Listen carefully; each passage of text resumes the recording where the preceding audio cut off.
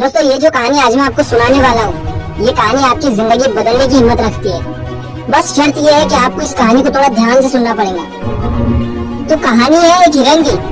एक बार एक हिरन जंगल में पानी की तलाश में घूम रही थी, भटक रही थी इधर से उधर। बहुत प्यास लगी थी उस हिरन को, बहुत देर से भटक रही थी पानी की तलाश में, लेकिन उसे पानी कहीं पर भी नहीं मिल रहा था। थोड़ी देर जंगल में इधर उधर और भटकने के बाद वो हिरन एक पेड़ के नीचे बैठ जाती है, एक झाड़ के नीचे बैठ जाती है।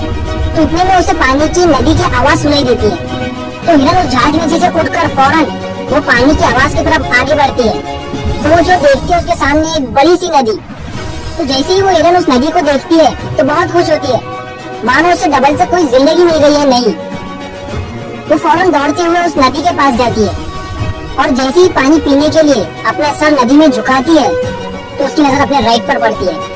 वो जैसे ही अपने राइट में देखती है तो उसे शिकारी नजर आता है, हाथ में तीर लिए हुए, निशाना तान कर खड़ा हुआ।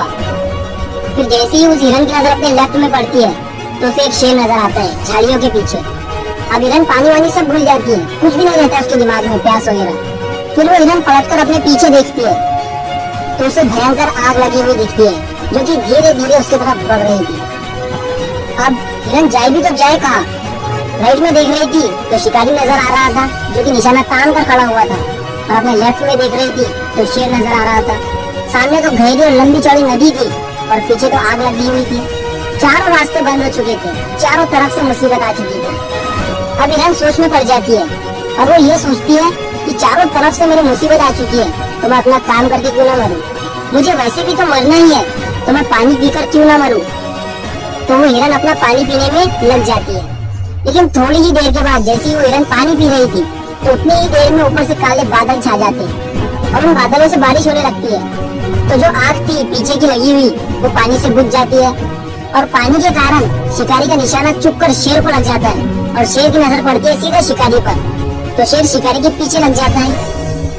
तो जैसे हिरन को पता चलता है, जैसे हिरन पानी पीने के बाद अपना सर ऊपर उठाती है तो वो अपने राइट में देखती है, उसे शिकारी कहीं पर भी नजर नहीं आता है। वो अपने लेफ्ट में देखती है, उसे शेर भी नजर नहीं आता है। वो अपने पीछे मुड़कर देखती है तो जो आग थी वो बुझी हुई दिखती है।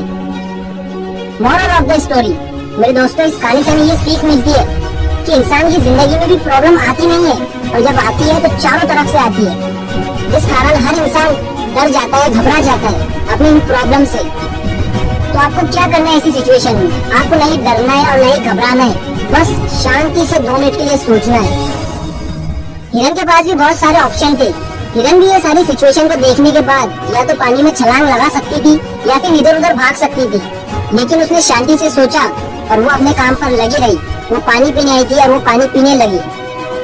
इंसान भी अपनी कामयाबी से थोड़ी ही दूरी पर रहता है, लेकिन उसे मुसीबतें दिखनी शुरू हो जाती है, घर की प्रॉब्लम, पैसों की प्रॉब्लम, जिसके कारण वो कुछ नहीं कर पाता है, घबरा जाता है, डर जाता है। लेकिन आपको नहीं घबराना है, नहीं डरना है, बस आपको अपने काम पर बने रहना है। मेरे दोस्तों, उम्मीद करता हूँ आपको ये कहानी पसंद आई होगी। तो ये मत सोचना कि ये दुनिया क्या कहेंगी, कर गए तो एक दिन ये दुनिया तुम्हें देखेंगी।